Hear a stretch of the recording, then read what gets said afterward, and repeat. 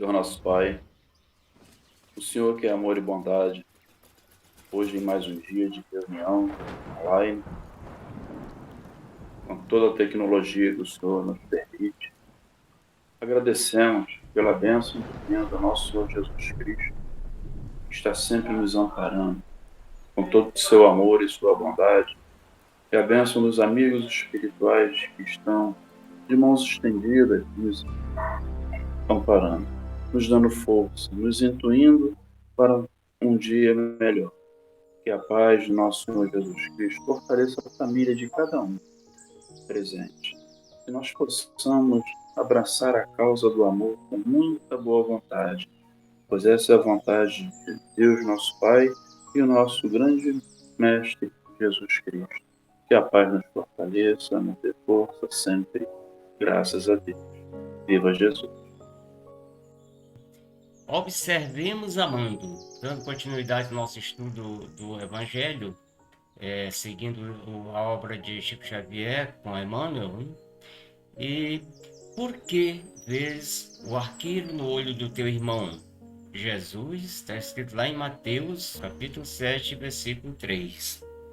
Habitualmente, guardamos o peso de fixar as inibições alheias com absoluto esquecimento das nossas.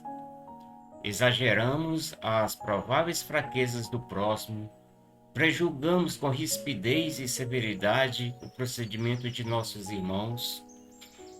E a pergunta do mestre acorda-nos para a necessidade de nossa educação, de vez que, de modo geral, descobrimos nos outros somente aquilo que somos.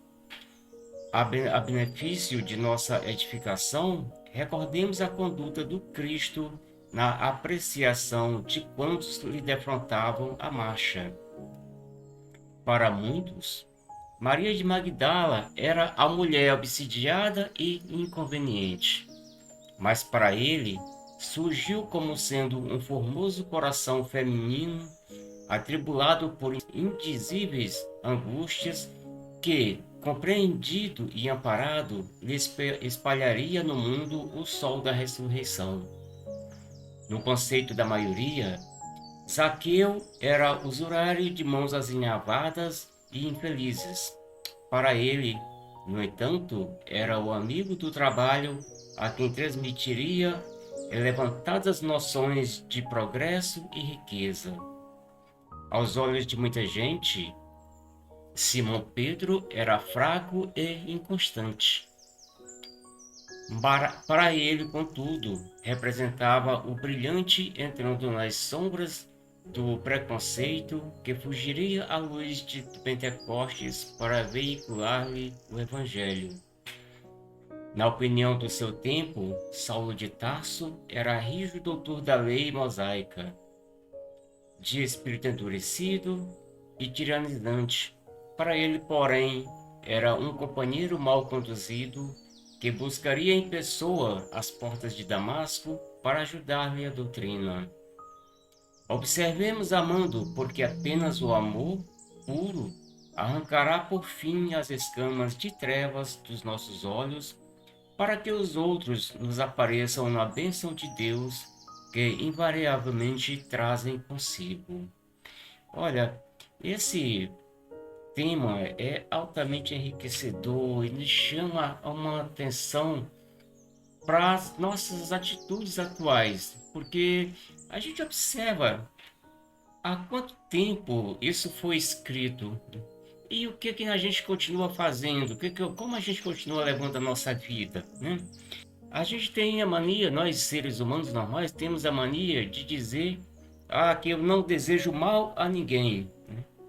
Somos todos irmãos em Cristo. A gente ouve isso constantemente, né? Tenho certeza que Deus vai te dar em dobro tudo aquilo que me desejou. Mas a gente observa essas frases e olha dentro do coração de cada um, o que está sendo expressado realmente, né? Como é que eu posso falar de ciência se eu não tiver um conhecimento mais profundo sobre ciência? Como é que eu vou poder falar do amor se o amor não estiver dentro do meu coração? se a paz não estiver dentro do meu coração, quando é que eu vou conseguir ver a bondade no coração do próximo, se eu não tiver essa bondade dentro do meu coração? Então, o que que significa tudo isso? Tudo que a gente vê no próximo, tudo que a gente identifica no próximo, é aquilo que está dentro de cada um de nós, né? Quando a gente vê alguém julgando o outro, condenando, procurando os defeitos, está procurando o quê? Está procurando expor os próprios sentimentos. Eu não posso falar de bondade se eu não faço a bondade, se eu não pratico a bondade. Eu não posso falar de caridade se eu não pratico a caridade. Então, isso é uma coisa de lei. Tudo que nós dizemos, tudo que nós fazemos, está dentro da gente mesmo. É o espelho do nosso eu. Olha, é tão como a gente vê como cada um de nós tem o hábito de saber o que, que o outro está fazendo, saber quem é o próximo por dentro dele. Como é que eu vou saber qual é o sentimento do próximo? Como é que eu vou saber? Ah, eu sei tudo que você é capaz de fazer, sei tudo. Sabe? Como é que a gente vai saber, né? Se cada um de nós somos seres individuais. Então, o que que acontece? Essa pergunta de Jesus, né? Por que vês o arqueiro no olho do teu irmão e não consegue ver o cisco no teu olho? Ela é uma pergunta muito, mas muito atual, porque de vez que frequentemente nos detemos a quê? A somente analisar os defeitos do próximo, a mostrar, evidenciar as fraquezas alheias, com absoluto esquecimento dos conflitos e das imperfeições que estão latentes dentro de nós. Nós não conseguimos ainda dominar o nosso eu interior, ainda não conseguimos parar para pôr em prática aquela frase tão famosa que a gente já ouve tantas vezes: conhece-te a ti mesmo. Quando é que a gente parou para ver isso?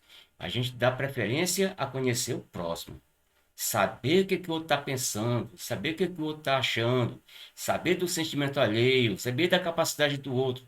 E a nossa? Nunca a gente para observar isso, né?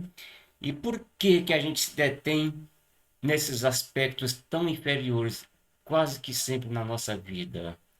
Justamente porque o homem, ainda de natureza inferior, realiza julgamentos, avalia procedimentos, projetando os próprios conflitos, projetando as próprias inferioridades. E qual é a fonte geradora de todos esses comportamentos, de tudo que a gente vê?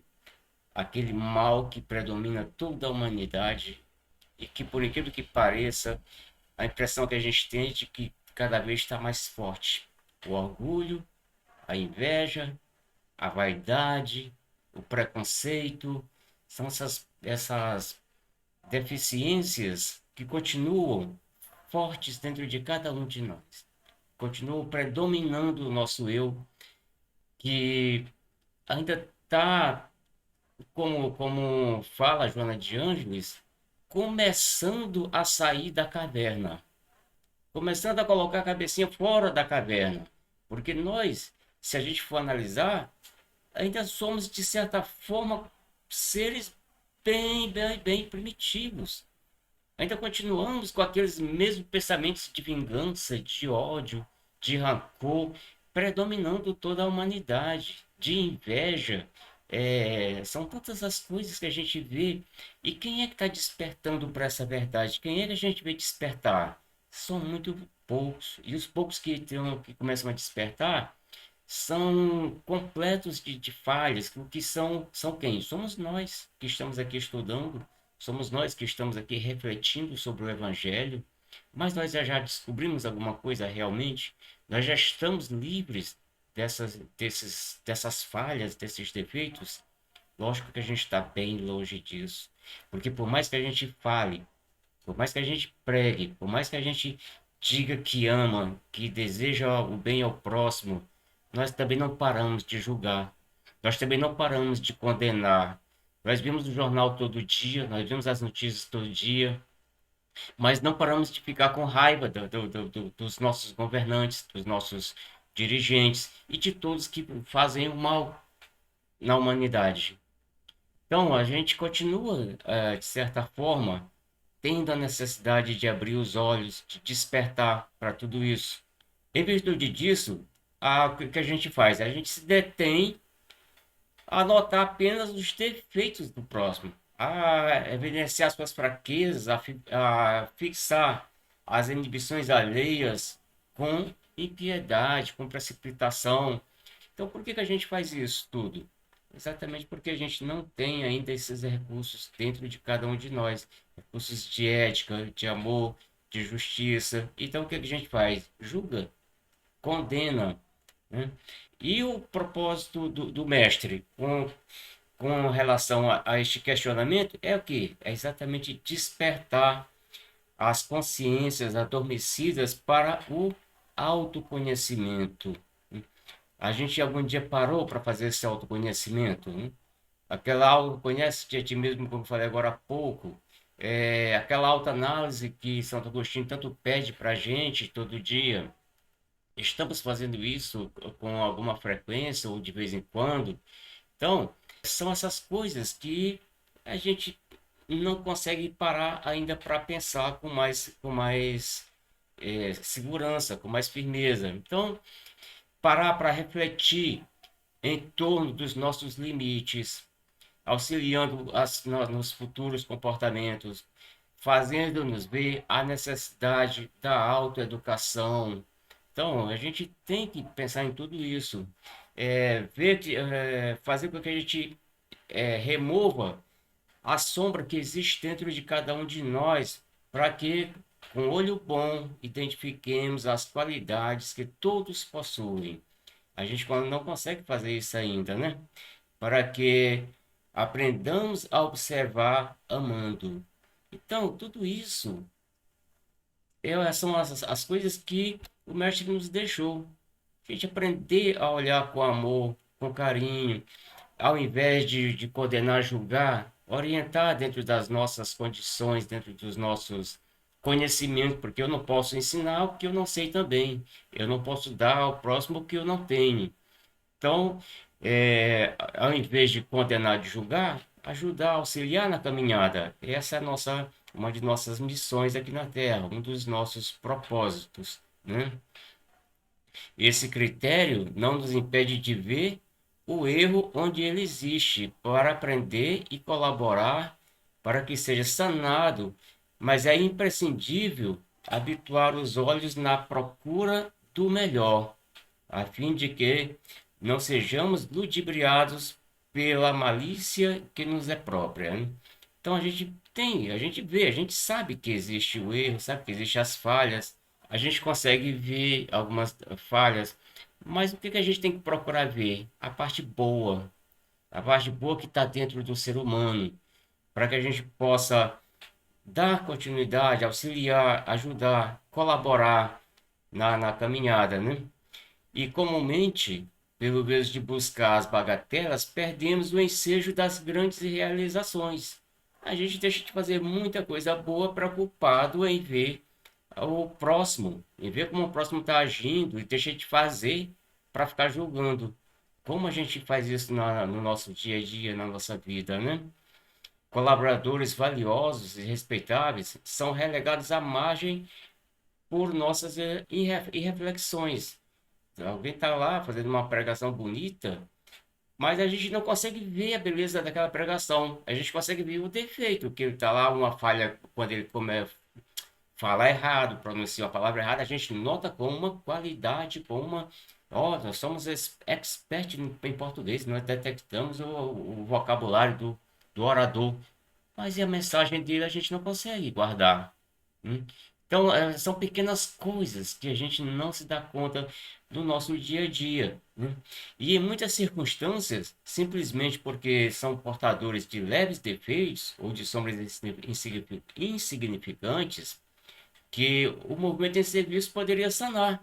Quer dizer, aquela pessoa que tem seus defeitos, mas está trabalhando, está procurando se esforçar por aprender, por colocar em prática, está estudando, está lendo, está pregando o evangelho, muitas vezes pode até desistir por causa dessas críticas. mal faladas, desses preconceitos, dessas coisas, né? E o que que a gente vê no dia a dia? A nossa evolução, o nosso aprendizado, a nossa melhoria só se dá com a prática, só se dá no exercício diário. E se eu for deixar para fazer esse exercício só quando eu for perfeito, eu vou fazer isso quando? Não vou fazer nunca. Então a perfeição só vem com a prática, com o tempo. Eu vou estar orando, mas vou estar com meus defeitos, vou estar repleto de defeitos. Mas eu estou me esforçando, estou estudando, estou mostrando o que é que deve ser feito. E quando eu estou mostrando para vocês, ou para a internet, ou para quem quer que seja, eu estou mostrando primeiro para mim. Eu estou escutando tudo que eu estou falando. Depois eu vou rever esse vídeo, vou ouvir novamente tudo que eu estou falando. E para quem é tudo isso? Exatamente para que eu possa ir melhorar e caminhar. Então, são essas coisas que nós temos que ter na nossa consciência. São coisas simples de se ver, de se colocar na prática, mas a gente é muito preguiçoso ainda e ainda não consegue ver isso com mais clareza, né?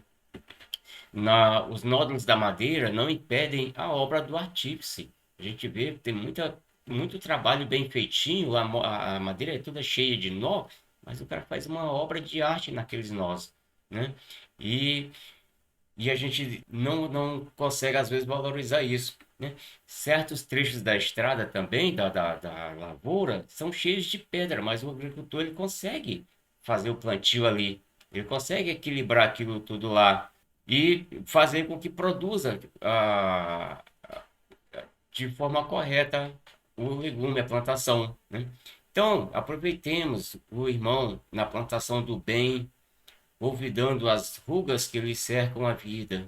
Então, o que essa frase quer dizer? Que a gente tem que valorizar cada obra, cada trabalho que a gente ouve, cada apreciação, dando força para que a pessoa continue na sua tarefa, no seu trabalho do dia a dia. E Emmanuel, no texto em estudo, ele recorda exatamente a conduta do Cristo na apreciação de quantos lhe defrontavam a marcha, né? Maria de Magdala, Zaqueu, Simão Pedro, Saulo de Tarso, e em todos o mestre se deteve em quê? Somente naquela parte boa, no que eles iriam fazer pela frente, nas qualidades com as quais se imortalizaram, né? Nas grandes lições de servir e amar a humanidade. Jesus não parou para ver o que Paulo estava fazendo de mal antes, né, de chegar à estrada de Damasco. Jesus não parou para ver o que Magdala estava fazendo antes, mas sim o que ele iria fazer a partir dali, a partir daquele aprendizado, né? E o que seria de nós se Jesus não nos desculpasse os erros e as defecções de cada dia? Olha, aquela passagem da mulher adúltera. Já pensou se Jesus pega a primeira pedra e joga? Qual seria a situação naquilo tudo? Né? Já pensou na atitude? Então, o que a gente está aprendendo com tudo isso? O amor puro que tem que estar dentro de cada um de nós. Seguir o exemplo do mestre. Né? E se a gente esperar alcançar nossa melhoria contando com a benemerência do Senhor, por que negar ao próximo a confiança no futuro, né? Por que que se a gente tem confiança no Cristo, por que que a gente não vai confiar no futuro, na melhoria do irmão que está na caminhada, mesmo que a gente consiga ver as falhas, mas vamos auxiliar, vamos orientar, vamos ajudar, ao invés de fazer a crítica que tanto destrói tantas pessoas na vida, né? Procuremos, através da incessante renovação, as qualidades com as quais possamos observar amando, porque apenas o amor puro arrancará por fim as escamas de treva dos nossos olhos, para que os outros nos apareçam na bênção de Deus, que invariavelmente trazem consigo. Bom, pessoal, que esse trecho de hoje possa despertar em cada um de nós realmente esses sentimentos de amor, de paz que a gente tem que ter com o próximo, a compreensão que a gente tem que ter com o próximo, né? Que Jesus possa estar nos abençoando, nos guiando na nossa caminhada, fazendo com que a gente consiga deixar de enxergar o arqueiro no olho do irmão, consiga pelo menos ver o cisco que está no nosso olho, já seria um caminho, já seria um começo para cada um de nós. Então, que a paz possa estar com todos nós durante essa semana e todos os dias de nossas vidas. É muito mais fácil ver o defeito do próximo, né? Você vê, julgar é fácil, né? Eu tive um conhecimento de uma situação, né? Vamos botar assim, uma pessoa era fanzaço do Elton John. Quando descobriu que ele era um homossexual, jogou todos os CDs dele fora, jogou tudo fora, porque ele tinha esse lado. Porém, o talento dele na música é indiscutível. Isso não foi visto, né? Uhum, Então, as pessoas, para ver defeito, né, é muito fácil. É como se você estivesse chegando para um bêbado, falar para ele parar de beber e você com um copo de bebida na mão, né? É como se você vê. Então, é complicado você julgar. Então, se nós. Por que nós estamos reencarnados? Porque alguma coisa aconteceu na nossa vida, né? Não estamos aqui por missão, estamos aqui por débitos dos nossos erros, né? Então, a vida, né, infelizmente, ela é julgada, né? Nós julgamos e somos julgados, né? Por quê? Jesus Cristo fala no Evangelho, não julguem para não serem julgados, né? Por quê?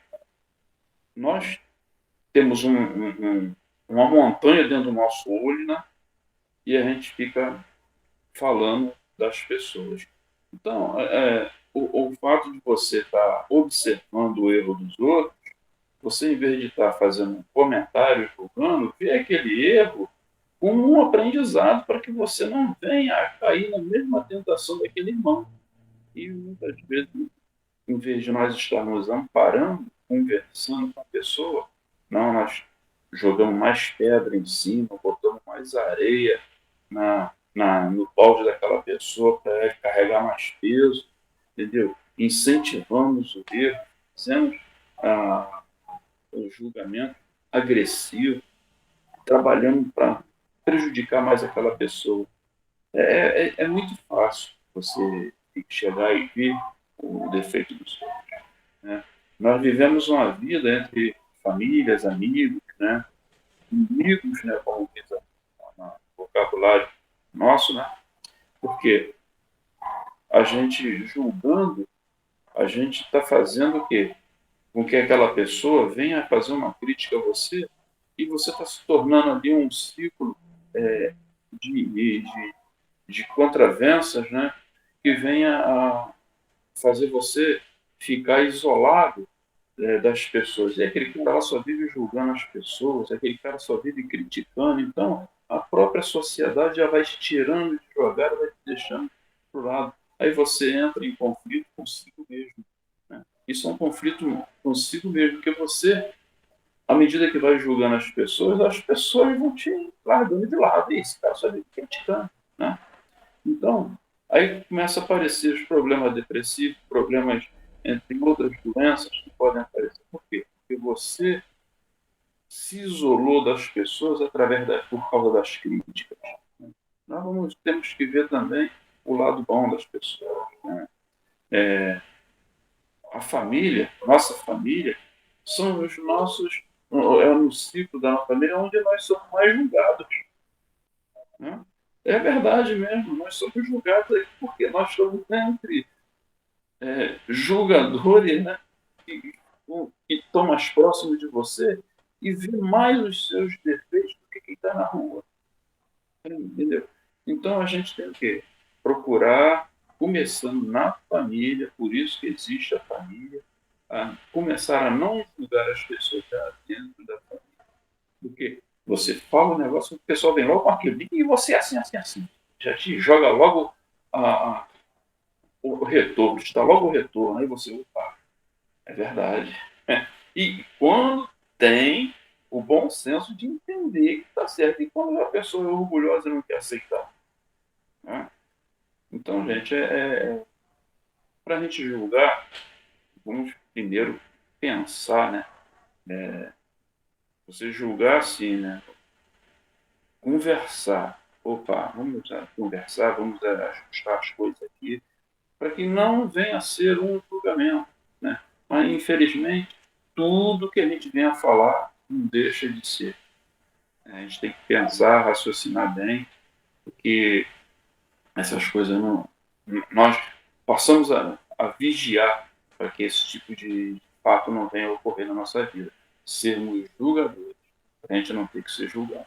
Eu vou pegar apenas um exemplo de um dos personagens que o seu Vaz falou e, em consequência, segue os dois exemplos de dois personagens, que é a pecadora, né? Que tanto que Jesus, o exemplo que Jesus trouxe para nós, a resignação, o entender a dificuldade do outro e também como uma é a pecadora, a outra é Pedro, que Pedro é nós. Pedro é o exemplo de nós ainda, não Pedro de hoje, o Pedro de ontem. Naquela época, Pedro representava a nossa rebeldia, a nossa ignorância, a nossa estupidez. Então, o que que acontece? Quando Jesus pediu a todo mundo que avaliasse aquilo dali, atirasse a primeira pedra aqueles que tivessem sem pecado, eu não vou narrar a palavra toda que todo mundo já sabe, e aí, o que que aconteceu? Saiu um por um, não ficou uma única pessoa, a não ser eles dois. Por quê? Porque todos ali, por isso que nem vocês estão falando do julgamento. Nós temos que ter cuidado com esse julgamento, porque nós vamos ser julgados de acordo com que nós estamos julgando, gente. Não tem, não, eu julgo, mas tá, tudo bem. Você tem livre-arbítrio, você tem livre escolha, você pode julgar o quanto você quiser, porque aí a vontade é sua, ninguém vai impedir. Mas não esqueça que tem a lei do retorno. Tudo que vai, volta. É a lei de ação e reação. Você não está julgando hoje o seu irmão? Não esqueça que perante a lei maior, por nossas ações não muito boas, nós também vamos ser julgados. E quem vai ser julgado não é ninguém, não. É nossa consciência. Não é Deus que vai nos colocar em, digamos assim, em um tribunal. Não, o tribunal está aqui dentro. Por quê? Porque a lei de Deus ela está impressa na nossa consciência. Então, quando essa ficha cair, quando essa ignorância, digamos assim, a exclama que nem Paulo fez cair, a gente vai ver quanto nós nos envergonhamos com nossos atos. Que coisa feia, que tristeza, como nós agimos errado. Então, quando Jesus olha para aquela mulher e fala, mulher, cadê aqueles que te julgaram? Alguém te julgou? Te condenou? Não, Senhor, ninguém me condenou. Então, vai, não tornes a pecar. Jesus viu o lado bom daquela pessoa. Jesus viu que ele tinha um espírito, além de uma mulher que estava envolvida em situações que não era, digamos assim, um ato legal, mas ela não estava ali sozinha. Para ela se envolver com essa situação, tinha gente por trás disso. Ou seja, não tem adultério só de um. Nesse caso da relação sexual, é de dois. E cadê os homens que ali também adulteraram? Vocês estão entendendo? Então, o que que acontece? Se aquelas pessoas, estava todo mundo ali preparado para julgar aquela mulher, e os que com ela estiveram? E todos quem nesse mundo não erra? E quando nós estamos falando de adultério mais profundo, mas adultério é uma mentira, gente. Se nós mentimos, nós estamos adulterando. Nós negamos uma caridade a alguém, nós estamos adulterando. Adultério é tudo aquilo que Deus não aprova, tudo aquilo que não está na lei de Deus, e isso chama-se adultério. E aí, o que que acontece? Quando Jesus fez sua passagem, né, que ele veio fazer falta no meio dos apóstolos, ela queria voltar para continuar o trabalho de renovação que ela já tinha conversado com Jesus. Os apóstolos não aceitaram. E Pedro foi um dos mais rebeldes. Ela tentou se aproximar de Pedro o máximo possível. Os outros ainda viam com um olhar mais sereno, mas Pedro foi muito assertivo, que era uma pecadora e que não queria estar com ela porque iria trazer mal olhar para eles, aquela coisa de mal-estar, aquela coisa que nós ainda hoje vemos aí. O que acontece? Aquela mulher não achou apoio em ninguém, daqueles que seguia Jesus. Olha nós aí, nós somos Pedro. Nós somos aquele homem velho, nós somos aquele chagado, que a chaga está lá, mas quando precisa vir à tona, nós vamos ver que, como foi falado aí, que o senhor Les falou, como nós estamos doentes. É fácil falar do outro, é fácil ver a trava no olho do outro, mas não vê um cisco nos nossos próprios olhos, um cisco tão pequenininho nós não conseguimos enxergar. E aí, o que que acontece? Nós precisamos rever esses valores, porque Jesus deu essa oportunidade para esse espírito, que é a pecadora, como um nome mais assim que fica bem claro, e aí ela veio a trabalhar, trabalhou por amor, trabalhou com os necessitados, ela queria realmente, estava cansada de sofrer, além daquela vida que ela trazia, ela tinha um sofrimento, ela conheceu Jesus, tanto é que quando ela se aproximou de Jesus, Jesus não foi mal visto pelos próprios apóstolos. Senhor, como é que se aproxima dessa pessoa, essa mulher pecadora? Não, Jesus via ali um espírito necessitado de luz e ela estava cansada de sofrer. Só que ninguém nunca deu uma chance, ninguém nunca abriu as portas, ninguém nunca fez um convite, mas Jesus convidou. Não mais para aquela vida, mas para uma vida saudável, para uma vida de renovação, para uma vida de transformação. Foi para isso que Jesus fez o convite. E ela, para nós ver como nós julgamos, quem diria que um espírito, numa condições tão complicada como a dela, ela aceitou e renunciou toda aquela vida que ela teve, para quê? Para acompanhar Jesus, para seguir Jesus.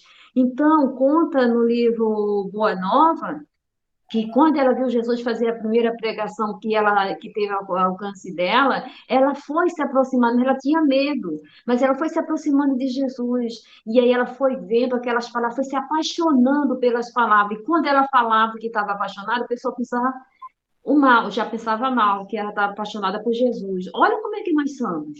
A gente não deixa nem o outro dar o primeiro passo, porque a gente já quer poldar, a gente já quer avaliar, a gente já quer julgar. Não tá, isso não está, digamos assim, como se nós fôssemos dono da verdade. E aí, Joana de Anjos fala uma coisa muito séria que o senhor Les falou também no estudo, que nós plasmamos no outro aquilo que está dentro de nós.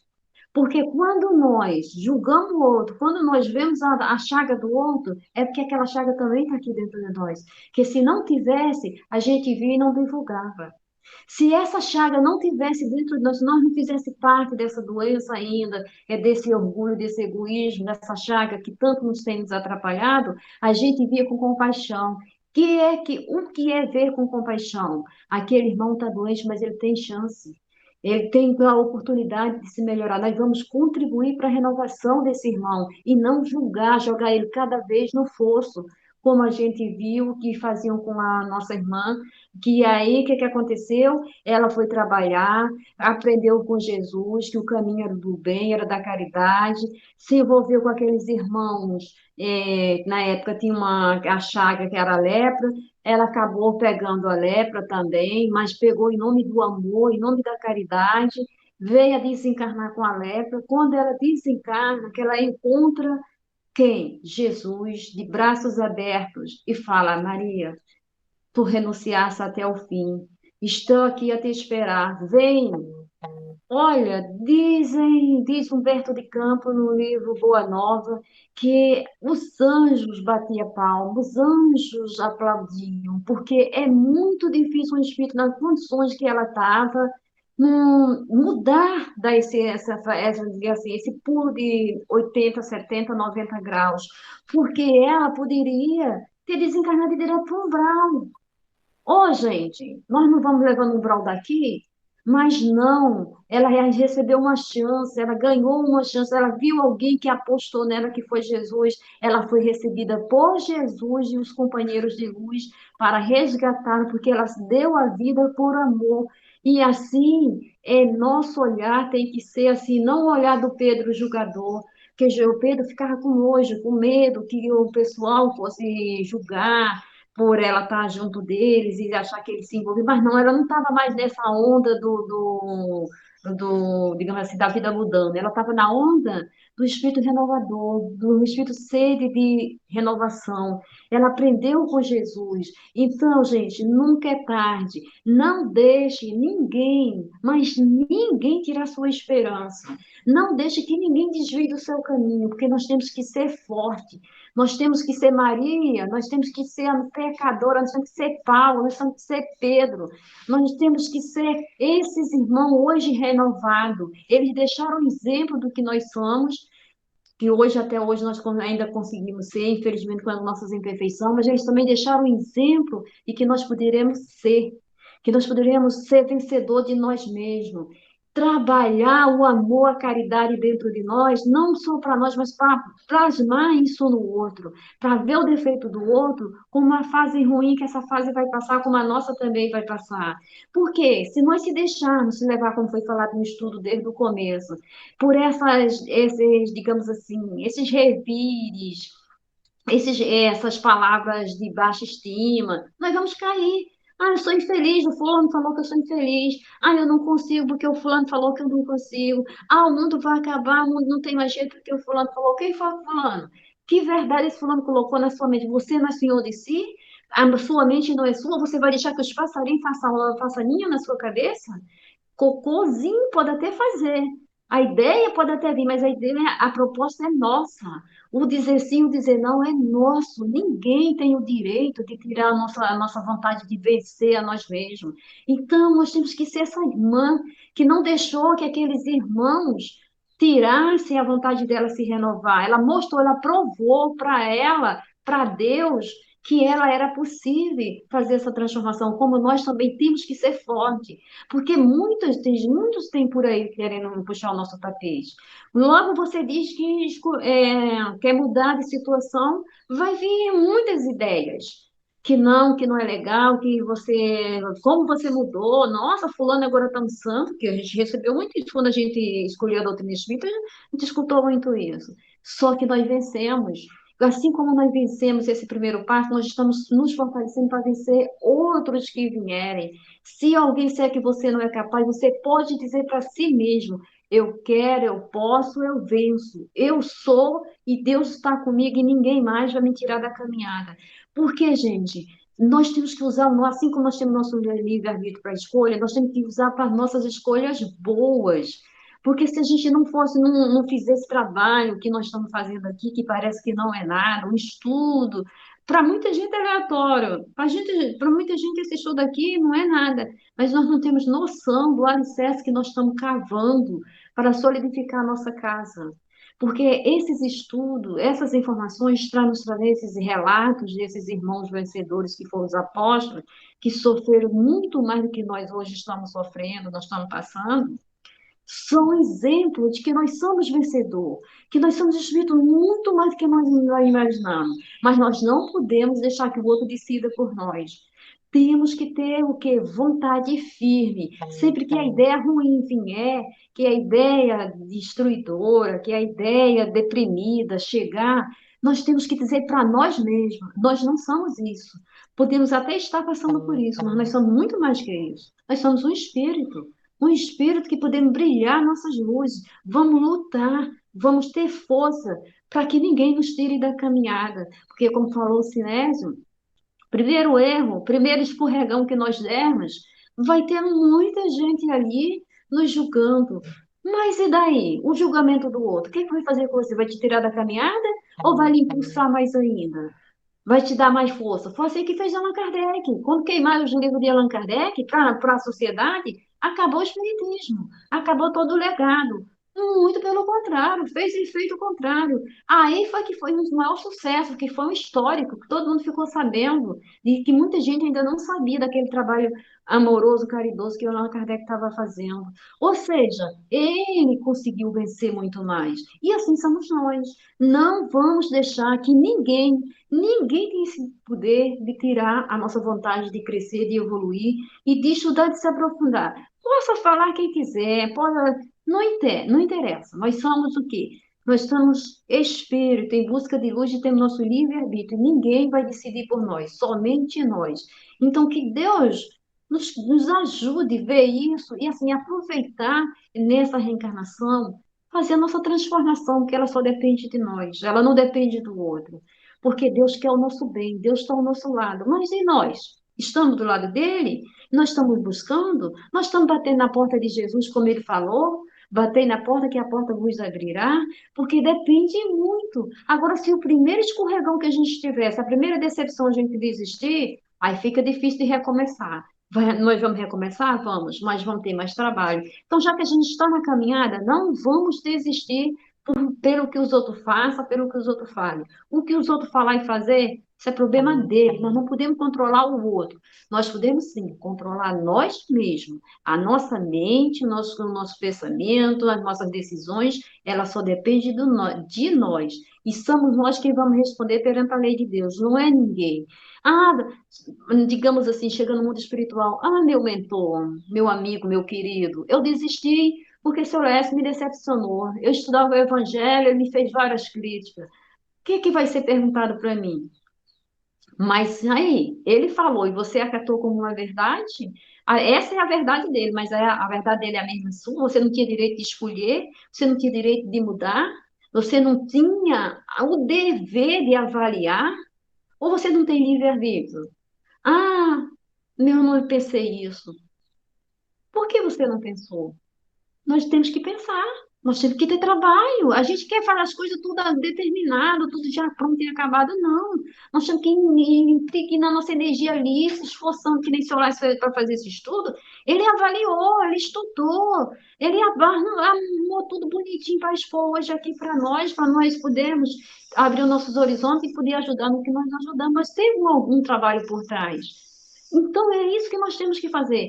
Livre-arbítrio, que nosso livre-arbítrio seja feito, seja escolhido para as coisas boas, para as coisas positivas. E o que o outro fizer, o que o outro falar, não avalie se vale a pena. Porque senão, se for bom, aproveita e tira ali um grande aprendizado. Se for negativo, se for puxando o seu tapete, se for te deixando para baixo, não aceite como uma verdade. Essa é a verdade dele. Ele plasmou a ferida dele em você. Ele transferiu a dor, o sofrimento dele para você, como diz Joana de Ângeles. Não é sua. Então, por que que você vai ficar com aquilo que não é seu? Só vou ficar com o que é meu. Eu vejo aquele irmão como um doente e parta em frente, siga em frente. O meu destino é seguir. Porque eu tenho um compromisso comigo, eu tenho um compromisso com Deus, com o meu mentor, com o meu anjo da guarda. Então, por que que eu vou ficar pelo meio do caminho? Porque o outro, infelizmente, me tirou da caminhada. De jeito nenhum. Então, é isso que nós temos que fazer. Esses exemplos que foi falado aí desses irmãos, Paulo, Pedro, a pecador e tantos outros, veio trazer para nós, veio dizer para nós que nós somos possíveis. Assim como eles foram possíveis de dar um grande voo, um grande pulo, nós também somos. Só que nós vamos ir devagarinho. Nós vamos ir, sabe, passo a passo, tijolo a tijolo. Vamos construindo a nossa base para poder nós construir nosso edifício. Mas nós precisamos estar ciente que a responsabilidade não é dos outros, é nossa. É momento de que refletir, é momento de pedir força a Deus para que nós entendamos o quanto nós somos fortes, o como nós somos importantes para Deus, o como nós podemos ir muito além. Porque nós podemos e podemos muito, mas para isso temos que vestir a camisa. Nós temos que realmente estar com um propósito de evolução, com um propósito de trabalho, porque nós não estamos sozinhos. Vamos pensar assim: se eu de repente desistir da caminhada, eu vou me decepcionar, mas eu vou me decepcionar sozinha? Lógico que não. A decepção, ela é uma escolha minha, mas em compensação vou decepcionar o meu mentor, vou decepcionar meu anjo da guarda, vou decepcionar meus entes queridos que estão lá do outro lado torcendo por mim, vou decepcionar os espíritos amigos que estão trabalhando na evolução do planeta. Olha, gente, então eu vou ter que responder por tudo isso. Olha quanta gente, por um ato, por uma decisão minha, eu vou deixar também decepcionada. Então nós temos que ter essa certeza, porque o que o outro falar é problema dele, mas o que nós escolher essa responsabilidade é nossa. Orai e vigiai sempre, porque é nessas tentações que nós não podemos cair, porque o que mais tem por aí é irmão doente, desequilibrado. Mas o trabalho que nós estamos fazendo está nos dando alicerce para não cair nesse desequilíbrio, para não cair nessas doenças, né? Porque de problema nós já estamos cheios, nós queremos o quê? Solução. Então, esse é um trabalho de renovação. Que Jesus nos dê força para que nós tenhamos sempre esse olhar para frente, olhar, sabe, do olhar de quem quer vencer. Não é o mundo, nem é para mostrar para ninguém, é a nós mesmos, porque nós sabemos as fraquezas que cada um de nós carregamos e a luta que nós estamos tendo para vencer. E o momento é esse, porque se Deus está dando esse momento de evangelho, de estudo, de grupo, de amigos, uns com o outro, trocando ideia, é porque tem alguém por trás, não tenha dúvida, segurando na nossa mão e dizendo para nós: siga em frente, vocês não estão sozinhos, não saiam do caminho, que nós estamos com vocês, estamos conosco. E aí, o que que acontece? Nós vamos continuar a nossa caminhada, porque se é ao contrário, nós vamos ficar pelo meio do caminho, porque tem muita gente pelo meio do caminho, não sem saber nem o que está fazendo e nem para onde vai. E o desespero é muito grande. Só precisa você se encostar em alguém, ficar ao lado numa fila, você vê. Já começa aquela, que dá até agonia. Só que é aquela coisa, é um trabalho que não é seu e que você não pode fazer. Você pode dar uma palavra amiga, mas infelizmente a pessoa vai ficar com o seu problema para trás, você vai sair daqui a pouco e a pessoa fica com o seu problema, porque o problema não é seu, é dele. Você não pode carregar um problema que não seja seu. Você pode aliviar com uma prece e com uma oração. Olha só, quanta coisa se a gente estiver bem, a gente pode fazer. Até nisso.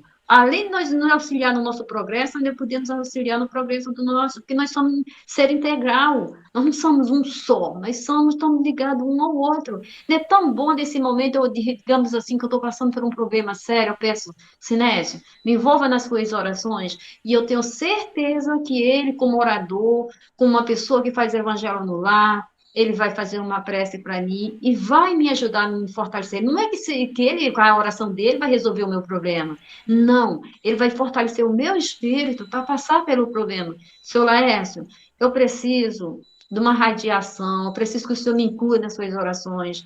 A oração dele vai me fortalecer a não cair, a não desistir da caminhada. Ele está fazendo a caridade e está me auxiliando. Então, esse é o nosso trabalho. Trabalhar do trabalho de um trabalhador e não um necessitado. Somos necessitados, sim, mas já podemos dar também. Nós estamos recebendo e também podemos doar. Doar uma prece, doar uma oração, um pensamento bom, uma meditação, sabe? Tudo isso são coisas que estão ao nosso alcance. Agora depende muito de nós. Só depende de nós. Por exemplo, que a Soli falou, né? E que todos nós temos as nossas fraquezas, né? Que a gente sabe, né? Tem alguma coisinha que a gente já consegue fazer, outras a gente tem aquela dificuldade, mas não é por isso que a gente vai desistir, né? Isso. Porque a gente tem a dificuldade. Agora mesmo, né? Eu vim para cá, deixei alguma coisa no fogo. Aí a minha cunhada abriu aqui um pouquinho a porta e falou: Gilda, tinha uma panela no fogo, né? Então, eu tenho essa deficiência, né, já no meu cérebro, né, que é de esquecimento, e então eu tenho que prestar muita atenção. Por exemplo, se eu vou sair, antes de sair eu tenho que dar uma volta, pelo menos na cozinha, né, desligar as tomadas, né, ver o fogão, porque aqui é tudo a gás, né, então verificar. Mas agora, quando eu encontro alguma coisa no caminho, como diz o poeta, né? No caminho tinha uma pedra, aí eu vou cuidar daquela pedra e esqueço o outro, né? Mas a gente tem que prestar atenção nos nossos atos, né? Nas nossas deficiências, então, para a gente ir se curando, né? Se curando dessas deficiências, que são muitas, né? Vocês falando aí essas palavras tão bonitas, tão encorajadoras, né, que todos vocês falaram, e a gente, eu aqui só pensando, né, toda hora eu passando aqui pelas provas já da paciência, né, de vez em quando vem um me interrompe aqui, então até tira a gente do raciocínio, mas assim, eu só tenho que agradecer por esse incentivo de vocês e essas palavras amigas que encorajam a gente, que nos dá força para continuar, né? Abrindo o nosso entendimento né, no nosso intelecto, para que a gente possa realmente analisar bem, pensar muito, né, refletir sobre os ensinamentos do Cristo, né, e tentar colocar em prática. Acho que é isso que é para isso que servem esses nossos encontros, né? Um ajudando o outro com os seus entendimentos, com as suas experiências, e cada um com seu grau evolutivo, né? Vocês já estão mais tempo aí na caminhada do estudo doutrinário, que esclarece com, com muita, veracidade, né? Sobre os ensinamentos de Jesus e a questão moral nossa, né? De sermos melhores.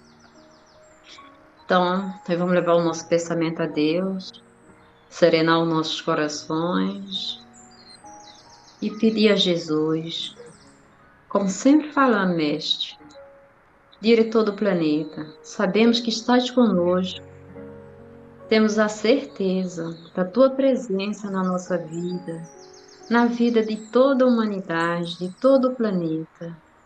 Nós te pedimos, Jesus, nos ampara, nos fortalece, a cada dia da nossa existência, seja um renovar, seja uma flor a brotar dentro de cada um de nós, com um propósito de evolução, de crescimento, nos dando força, sabedoria, principalmente humildade, caridade, faça parte da nossa vida. Nós sabemos, Jesus, que és o modelo, o guia, que nos trouxe tantos exemplos, e nós precisamos estar a cada dia nos esforçando para que possamos vencer a nós mesmos. Que a tua luz, Jesus, brilhe em todo o planeta. Nós rogamos a paz pelo planeta, pelo país, pelo universo, pelos nossos governantes, pelas nossas autoridades, pelas nossas famílias.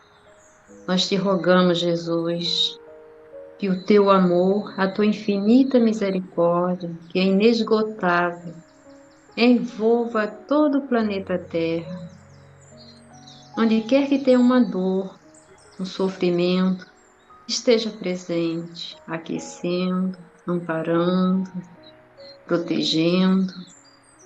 E assim, Jesus, nós te pedimos, não nos deixa cair na tristeza, no desânimo. Fortaleça a nossa caminhada, Jesus.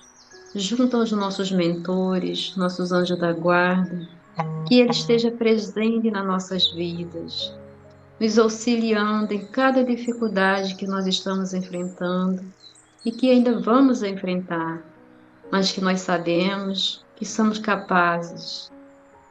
Cada um de nós carregamos o fardo que podemos carregar e não estamos sozinhos na caminhada. Nos ajuda, Jesus, com a permissão de Deus, nosso Pai e Senhor, ser vencedor de nós mesmos. E assim, amado Mestre Jesus, nós te pedimos permissão para encerrar o nosso estudo da manhã de hoje. Primeiro que tudo, agradecendo muito, gratidão, gratidão, gratidão por essa oportunidade no planeta Terra de conseguirmos enxergar um pouquinho do teu Evangelho de luz. Fica conosco, Jesus, hoje e sempre. Que assim seja, graças a Deus.